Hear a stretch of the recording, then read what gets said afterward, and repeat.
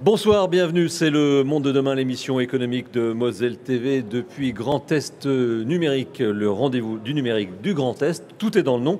Et ce soir, eh bien, nous allons évoquer l'informatique quantique avec deux intervenants.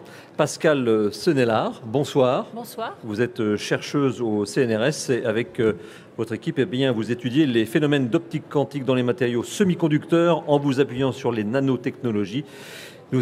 Nous évoquerons évidemment l'informatique quantique avec vous dans l'aspect plutôt recherche et avec votre voisin de droite, Olivier Ezrati. Bonsoir. Bonsoir. Vous êtes consultant et auteur. Nous évoquerons avec vous plutôt les applications de cette informatique quantique. Et à ma gauche, Frédéric Schnur, bonsoir. Bonsoir. Le président de l'association Grand Est numérique, organisateur évidemment de cette 9e édition. Peut-être pourrez-vous nous faire un petit mot sur cette édition et un bilan en fin d'émission. Alors avant d'aller plus loin et avant de perdre un peu plus de téléspectateurs qui se disent mais de quoi allons-nous parler, je me tourne vers vous si vous voulez bien, Pascale Senelard, puisque l'informatique quantique pour l'instant ça reste pour beaucoup d'entre nous quelque chose de très lointain, très abstrait. Donc vous avez quelques instants pour nous expliquer de quoi il s'agit. Alors on va couper la phrase en deux. L'informatique, ça fait peur à personne. Aujourd'hui, on est tous équipés, suréquipés de composants informatiques qui sont déjà basés sur les processus qui sont au cœur de la mécanique quantique. Donc en fait, vous avez déjà tous du quantique dans vos ordinateurs, vos téléphones, etc. L'informatique quantique, c'est passer une étape suivante où on va essayer d'exploiter des phénomènes moins intuitifs, plus compliqué pour le commun des mortels de la mécanique quantique. Donc, je peux vous donner des exemples un petit peu des processus qu'on va exploiter pour faire des calculateurs beaucoup plus efficaces. Donc dans le monde classique, par exemple, vous et moi, à un carrefour, vous devez tourner à droite ou à gauche. Non, il n'y a pas le choix. Vous ne pouvez pas être aux deux endroits à la fois. Dans le monde quantique, si on met un observateur sur le chemin de droite et sur le chemin de gauche et on lui dit « T'as vu Pascal Olivier ?» eh bien, de temps en temps, celui de droite va dire oui et celui de gauche va dire oui. Et on va se dire, mais alors, il est aux deux endroits, Olivier. Eh bien, dans le monde quantique, on est capable de créer des états de la matière qui va pouvoir de temps en temps être à droite, de temps en temps être à gauche et en fait être les deux à la fois. Et donc, avec cette image-là, vous pouvez imaginer qu'on va pouvoir paralléliser des processus de calcul en utilisant ce qu'on appelle cette superposition quantique.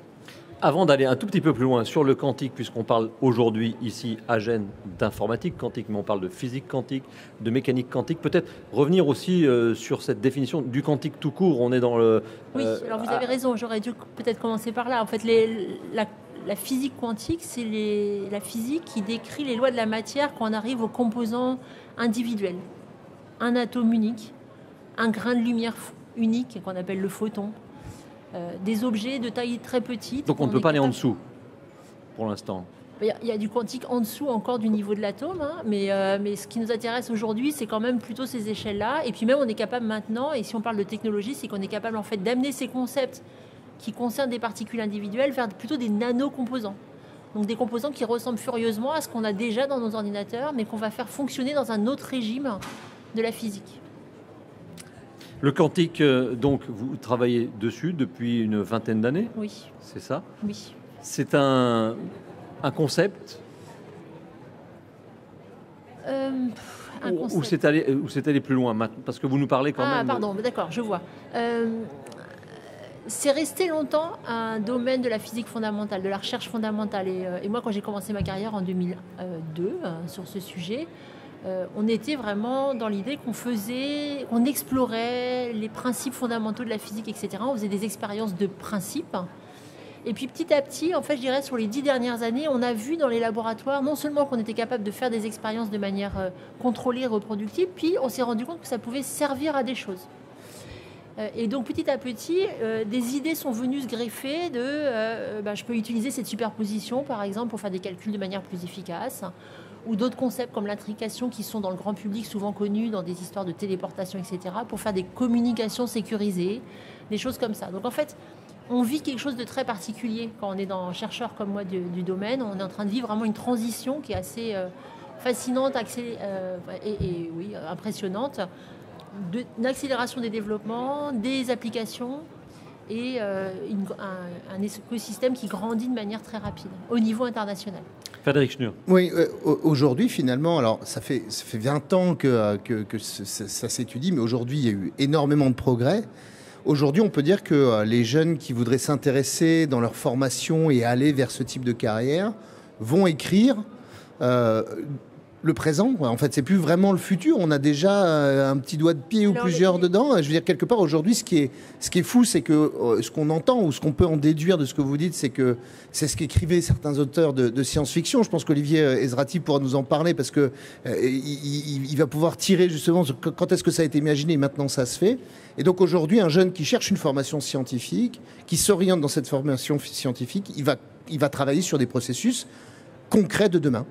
Tout à fait. Alors, j'ai envie de rebondir sur votre question, sur le fait qu'en fait, les jeunes qui vont rentrer sur ce sujet, qui vont vouloir contribuer, ne seront pas des physiciens.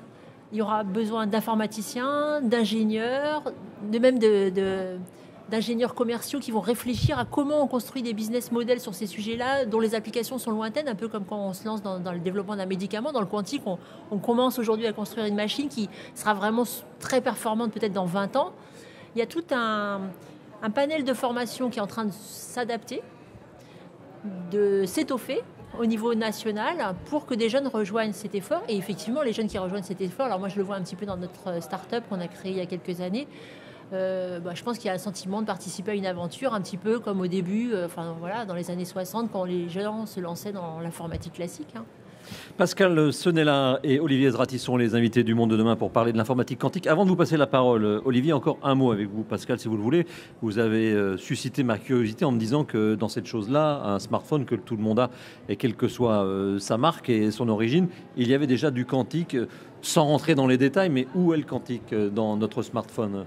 Dans votre smartphone, le quantique est dans tous les composants que vous avez. Donc, c'est les outils qu'on fabrique dans des usines qu'on appelle des salles blanches, qui fabriquent des objets où il y a quelques dizaines d'atomes. Et à partir du moment où il y a quelques dizaines d'atomes, les lois de la physique sont régies par la mécanique quantique. Et donc, dans ces composants, en fait, on se retrouve avec une ingénierie.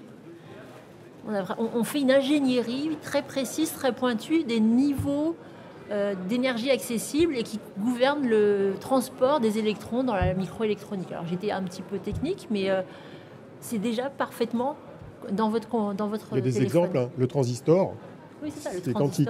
La caméra, les caméras, parce qu'il y en a 4 ou 5 maintenant, c'est quantique. Les systèmes avec des rayons laser qui font la mise au point, c'est aussi du quantique. En fait, quasiment toutes les fonctions qui sont dedans, même l'écran lui-même utilise des procédés quantiques. Donc en fait, il y a du quantique à tous les étages de la fusée dans un téléphone, ou dans une télé, ou dans un ordinateur. Voilà. Et donc on classifie, en fait, juste en dernier mot, on classifie en fait les technologies quantiques, les révolutions en 2 catégories, première et deuxième révolution. Donc la première révolution, c'est ce qu'on a déjà tous. On est en train de préparer la deuxième révolution. On a exploité une toute petite partie des concepts fondamentaux de la mécanique quantique dans la première révolution. On s'attaque à un gros morceau des concepts qui sont les moins intuitifs pour la deuxième révolution technologique. Tout à l'heure, vous avez fait référence au début des ordinateurs qui, il y a fort longtemps, prenaient la taille d'une pièce, voire de plusieurs. Ouais. Et pour le futur ordinateur quantique, on en est à peu près au même point, c'est-à-dire c'est la taille des ordinateurs quantiques actuels, une pièce. Oui. Non, mais le premier IBM aussi était une pièce énorme. Parallèlement à ce développement des ordinateurs qu'on connaît aujourd'hui pour monsieur, madame, tout le monde, on en est là, on est au gros mastodonte qui ne ressemble pas à grand-chose. Et le but du jeu, c'est d'essayer d'industrialiser. Non, ça ressemble à quelque chose, pardon. C'est très joli. C'est très joli, pardon. J'aurais tendance à dire que c'est plus raisonnable. Oui. Même les ordinateurs quantiques les plus embarrassants d'aujourd'hui, c'est environ 20 à 30 mètres cubes. C'est beaucoup moins que les premiers ordinateurs des années 40-50. Hein. C'est beaucoup moins. Et on sait qu'a priori, on sera capable de les miniaturiser, en tout cas pour certaines des technologies qui sont utilisées. Alors, puisque vous avez la parole, Olivier, quelles seront les applications de cette informatique quantique ? Alors, les applications, on en a identifié aujourd'hui un certain nombre, mais il est évident qu'au fur et à mesure que la puissance de ces machines va augmenter, on en trouvera d'autres. Comme pour l'informatique d'il y a 50 ans ou 70 ans. Donc les premières applications qu'on a aujourd'hui en tête, c'est résoudre des problèmes d'optimisation complexes qui interviennent dans la finance, dans les transports, dans la logistique, où on a en gros des problèmes avec plein de variables et on veut optimiser un résultat. Donc par exemple minimiser un trajet pour des livreurs, minimiser un parcours d'objets ou consommation de consommables dans une usine, optimiser le taux d'occupation des machines dans une usine, dans l'industrie. Il y a beaucoup d'industries dans la région, c'est très important. Donc ça, c'est première classe de problème. Deuxième classe de problème, c'est en gros faire le croisement des genres entre le monde de l'intelligence artificielle et du machine learning et du quantique. Et là, il y a aussi des choses à faire.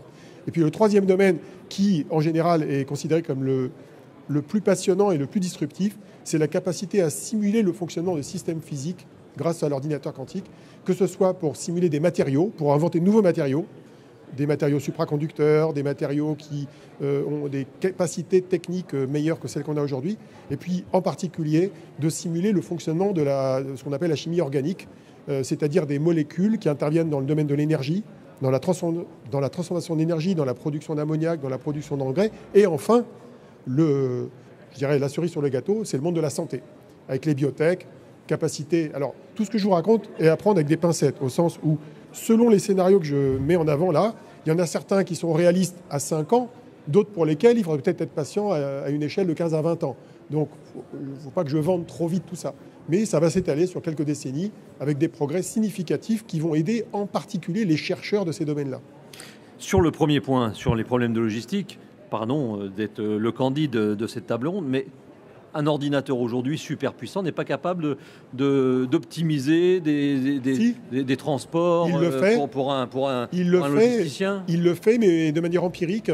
Et il ne trouve pas forcément la meilleure solution. Alors il peut y avoir des cas de figure où trouver la meilleure solution n'est pas très intéressant. Oui. Mais il y a plein de cas de figure dans le monde de l'économie, dans le monde des transports ou dans le monde de la logistique où trouver la meilleure solution ou une solution plus optimale que ce qu'on trouve aujourd'hui a un intérêt économique.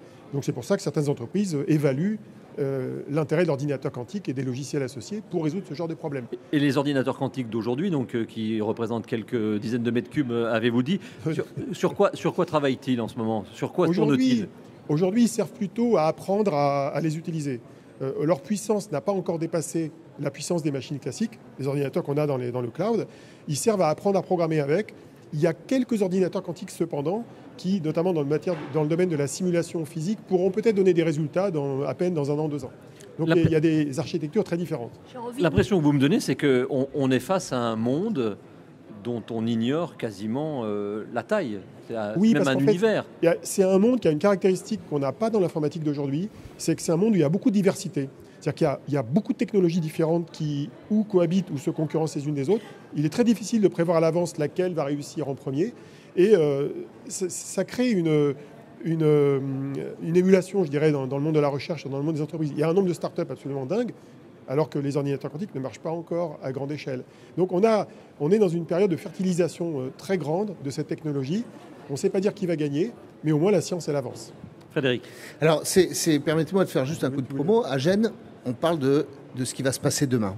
Et typiquement, cette révolution, cette deuxième révolution, c'est ce qui va se passer demain. Alors, ça peut sembler abstrait, mais je crois que, Pascal, comme Olivier l'ont dit, ce sont des emplois, ce sont de nouvelles façons de travailler, ce sont de nouvelles vitesses pour accéder à des résultats ou à des simulations possibles, donc avec des scénarios. Et ça change le quotidien des gens, parce que ça change leur formation à l'initiale, ça change leur orientation dans l'emploi, ça change aussi à un moment ou un autre la vitesse à laquelle on accède à des résultats. Quand on parle de quantique, on parle de beaucoup de données qui sont aujourd'hui à notre disposition, il y a énormément de données, donc aussi avoir des vitesses de calcul surpuissantes va permettre d'accélérer un certain nombre de traitements, mais va aussi permettre, je parle sous le contrôle de nos experts, mais de faire des simulations de synthèse de médicaments et donc d'avoir le meilleur médicament possible par rapport à quelque chose. Et je parle de ça à dessein puisqu'on sort d'une période où on n'a pas encore la quantique et on est déjà allé, après une dizaine d'années de recherche, mais aujourd'hui sur des vaccins qui sont déjà dans des nouvelles technologies. Demain, ce sera encore plus rapide peut-être. Quels sont les progrès faits récemment en matière de recherche, Pascal Sonnellard, puisque vous êtes depuis une vingtaine d'années dans le sujet?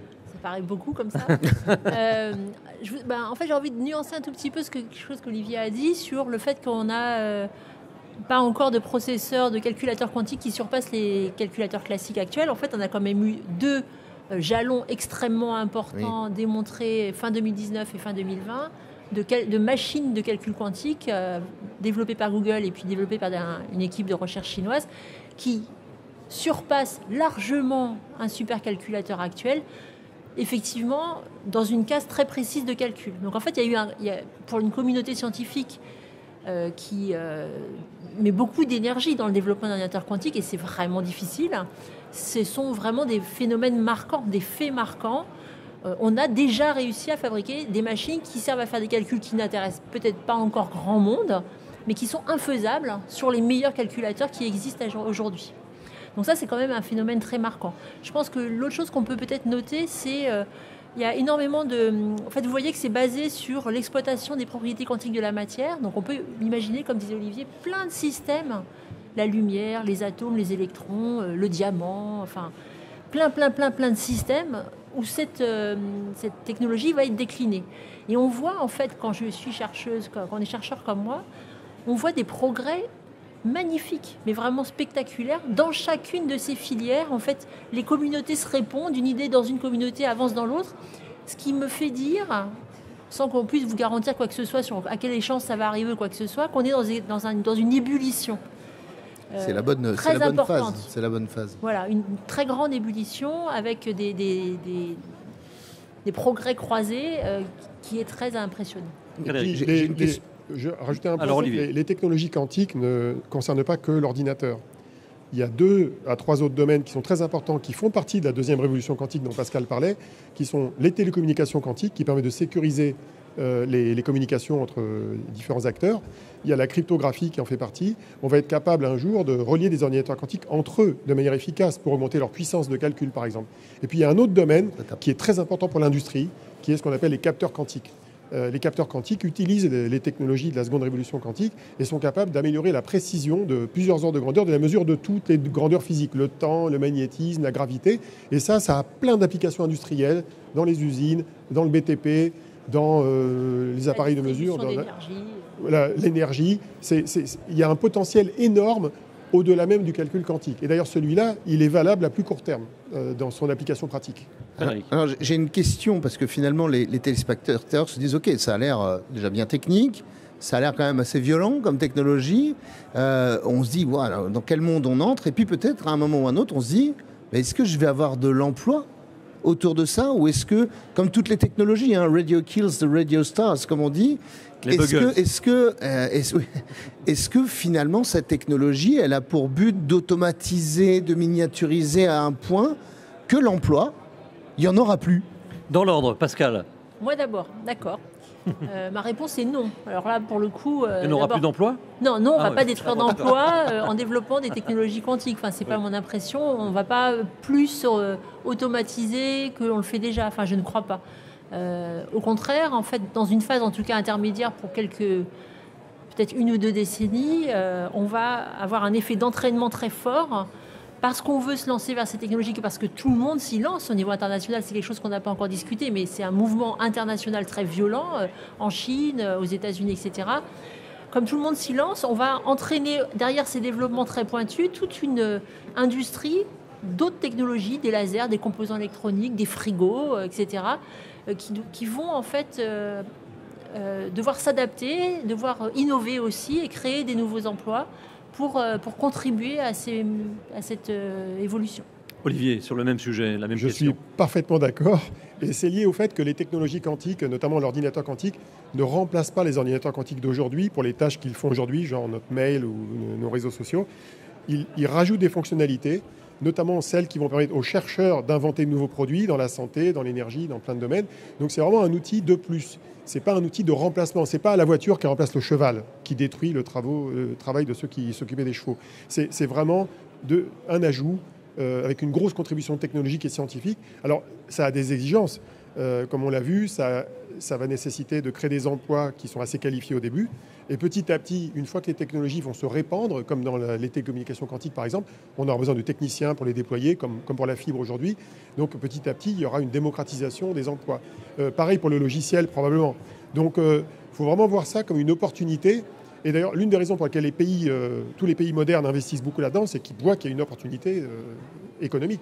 De manière globale, puisque nous sommes à Agen, Grand Est numérique, il y a des start-up, mais il y a aussi des entreprises un peu plus anciennes de la filière traditionnelle, comme les filières industrielles. Quel serait le message que vous avez envie de passer à ces patrons de boîtes de toute taille? C'est intéressez-vous à l'informatique quantique ou au quantique de manière plus globale? Parce qu'à un moment, ça va sortir, ça va éclore. J'aurais tendance à dire, d'abord, d'une manière générale, intéressez-vous aux technologies en général, au numérique. Non, mais il y en a qui ont regardé ce qui se passait dans le monde de l'intelligence artificielle. Hein. Bon. Donc, il faut s'intéresser aux nouvelles technologies, les évaluer. Parfois, il y en a qui sont survendus, d'autres qui sont sous-vendus. Dans le cas du quantique, on a une opportunité de transformation aussi bien de l'univers du calcul, donc on va dire du logiciel, mais aussi de l'univers de l'industrie, l'univers de la métrologie, donc qui est un univers assez particulier, qui n'est pas l'informatique classique. On a des opportunités dans les télécommunications. Il y a vraiment un panel extrêmement large de nouvelles technologies qui peuvent servir à beaucoup d'entreprises. Donc, par exemple, moi je pense à une entreprise industrielle. Aujourd'hui, il faut qu'elle s'intéresse aussi bien à la simulation pour inventer de nouveaux matériaux, par exemple, qu'aux capteurs pour optimiser des processus industriels. Donc, et ça marche. C'est des applications d'aujourd'hui, ça. C'est aujourd'hui, oui. Un mot sur les grandes tendances internationales, puisque depuis le début, Pascal, vous nous parlez de la Chine, de Google, si je ne m'abuse, américain. Est-ce que la France, au milieu de tout ça, a un rôle à jouer dans la recherche en matière d'informatique quantique? Et si oui, est-ce qu'elle a une place à trouver? Écoutez, la France, alors évidemment, on va parler de géants, on vient de parler de géants, Google, la Chine, etc. La France n'a pas à rougir de sa recherche sur ce sujet-là. On a en France une recherche extrêmement haut niveau, avec des prix Nobel, des personnalités scientifiques très importantes sur toutes les filières du quantique. Là, vous m'avez posé la question sur l'informatique quantique, mais c'est sur toutes les filières du quantique, donc Olivier a égrené. Donc, de ce point de vue-là, la France a un rôle très important à jouer. Ensuite, il y a tout un programme de développement qui a été lancé au niveau européen, initié par un flagship. Donc, c'est des financements de recherche qui vont vers l'innovation, vers l'industrialisation, qui ont été lancés en 2018, qui se poursuivent maintenant avec un deuxième programme. Si on regarde les programmes de projets, les programmes européens qui viennent de sortir, autrefois, le quantique est dans une petite case. Maintenant, il est dans plein d'endroits du programme européen. Et puis, ce programme européen est suivi d'initiatives nationales dans tous les pays d'Europe. La France, le président Macron a annoncé le plan quantique en France en janvier à Saclay, 1,8 milliard d'euros sur ces technologies. Il est clair qu'il est grand temps que la France rejoigne le train. Le train est lancé, mais il n'est pas trop tard. Voilà, pour la petite histoire, je vais la rajouter parce qu'elle ne le dit pas elle-même. Le président Macron a visité le laboratoire de Pascal au moment de l'annonce de ce plan. Voilà. Il est venu voir des photons. Je vous passe la main dans quelques instants, Frédéric, mais je voudrais qu'on reste sur la recherche, puisque souvent l'image de la recherche à la française est une image de très haut niveau. On la vante de par le monde, on la loue, etc. Oui. Ce qui manque visiblement, c'est le passage au monde réel et à l'industrialisation ou à la bonne idée. Et ça part toujours par des Américains, des gens qui ne sont malheureusement pas chez nous. Est-ce qu'on va enfin réussir à faire émerger, alors peut-être pas un géant, mais un leader de l'informatique quantique? Est-ce que vous sentez que la France en est capable? Alors je sens que... je confirme votre diagnostic. On a une tendance en France à avoir des chercheurs excellents qui ne s'intéressent peu aux problèmes d'innovation, aux problématiques d'innovation. C'est quelque chose qui est clairement en train de bouger sur le quantique. On a quand même un certain nombre de startups qui ont émergé ces dernières années qui sont quand même très bien positionnées au niveau international. Après, comme disait Olivier, et peut-être que tu voudras commenter, mais savoir si on va réussir à avoir un géant français ou européen sur l'ordinateur quantique, c'est difficile de parier. En tout cas, il est clair que l'approche européenne est une approche à étudier. Typiquement, on l'a vu dans d'autres domaines du numérique, si on est capable d'associer plusieurs entreprises entre elles, notamment des startups qui fusionneraient, peut-être qu'on arrivera plus vite à atteindre la masse critique. Mais ce n'est pas le tout de le dire. Après, il faut trouver l'opportunité de le faire. Ça ne se décrète pas par le haut, par le politique. Donc ça, c'est une approche. L'autre approche, c'est l'accès au financement. Il n'est pas si mauvais que ça, mais il est clair qu'il va falloir que les startups françaises trouvent des financements à l'étranger, même hors d'Europe, dans certains cas de figure. Et il y a une question très importante, c'est ce qu'on appelle la vélocité. C'est-à-dire à quelle vitesse les entreprises grandissent, se staffent aussi, à quelle vitesse elles recrutent. Parce que la principale matière première des entreprises dans le domaine du quantique, qui est rare, c'est les compétences. Donc ça veut dire qu'il faut former dans les écoles d'ingénieurs, dans les universités, les gens. Et ça, c'est extrêmement stratégique à l'échelle mondiale et chez nous aussi. Frédéric Schnur. Moi, j'ai une question, peut-être, je ne sais pas à quel moment on est de l'émission. On est à la fin. On est à la fin, alors elle tombe bien, cette question, c'est... Ok, on est en face d'une recherche, enfin de la recherche et d'une technologie ou de technologies, parce que c'est finalement plusieurs technologies qui vont radicalement changer toute une série de processus. Ok, et révolutionner clairement. Est-ce qu'il y a, à côté de cette révolution-là, une autre révolution qui est en train de se passer? Est-ce qu'il y a quelque chose d'aussi gros, d'aussi puissant, qui est en train de se dérouler dans d'autres formats de recherche? Est-ce qu'il y a une autre technologie qu'on ne peut pas poser à côté pour dire, voilà, on est dans une émission qui s'appelle Le Monde d'après. Dans le monde d'après, la quantique... demain, c'est pareil. Le monde de demain, pardon. Il y a la quantique et est-ce qu'il y a quelque chose d'autre qui a cette puissance? Moi, j'aurais tendance à dire que s'il y a quelque chose, c'est dans d'autres domaines, l'agriculture, la santé, l'environnement, mais il est très probable que ces domaines-là seront aidés par l'informatique quantique. Il faut plutôt voir les choses comme étant que le quantique va aider ces autres révolutions plutôt que dire il en est une en tant que telle. Il en est une en tant que telle dans le monde, on va dire, du numérique, mais il va aider les autres révolutions. Pour moi, je considère que le calcul quantique, c'est un outil formidable pour les chercheurs de tous les domaines d'activité. Pascal Sonnellard, sur le sujet, pas d'autres révolutions aussi importantes que celle du quantique? J'ai du mal à répondre à la question. C'est compliqué pour moi de me décaler comme ça, là, surtout dans une actualité qui a été quand même chamboulée, secouée, etc. Donc là, vous ouvrez le champ de manière un petit peu large pour que j'adopte la réponse d'Olivier. Très bien. Non, mais si vous prenez l'environnement, on sait que l'environnement est le plus gros enjeu de la planète. Pourquoi tu as pensé à ça quand j'ai répondu ça? Voilà, c'est étonnant. Bon, et le quantique, il contribuera. Voilà. Merci en tous les cas, Olivier Ezrati, Pascal Sonnellard et Frédéric Schnur. C'est bien ça, Frédéric Schnur, le patron de Grand Est Numérique, pour cette belle édition, la 9e, et on se donne rendez-vous bien évidemment dès l'année prochaine. En septembre. Début septembre. Merci à tous d'avoir suivi Le Monde de demain sur Moselle TV. À bientôt.